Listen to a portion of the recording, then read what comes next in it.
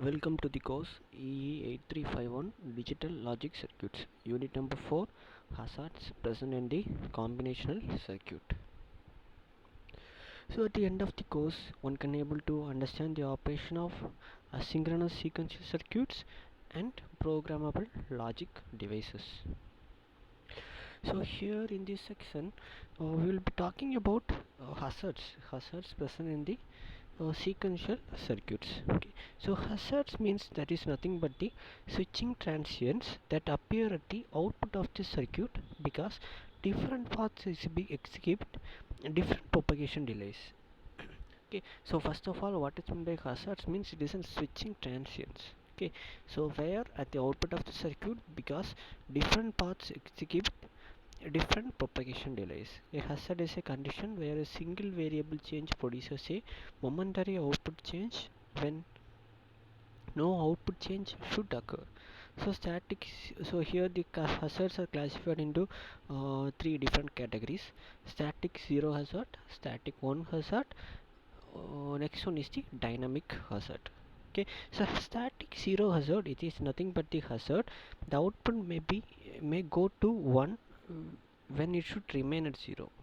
Okay, so actually the output should be at 0, instead it goes to 1. Okay, so the output should be in the 0.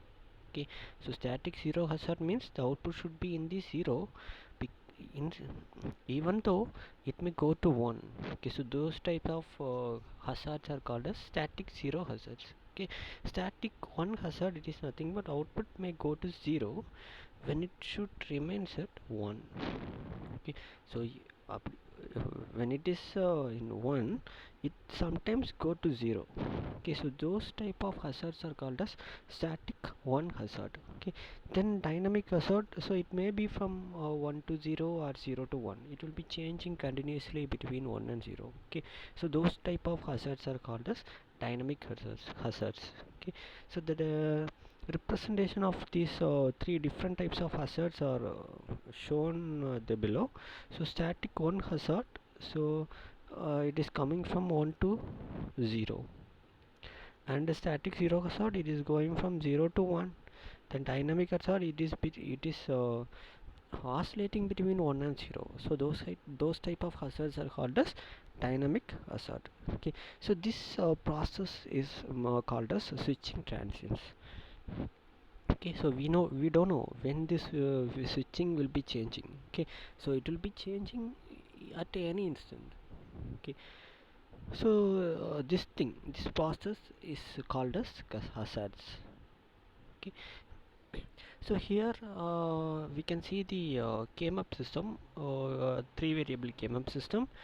So here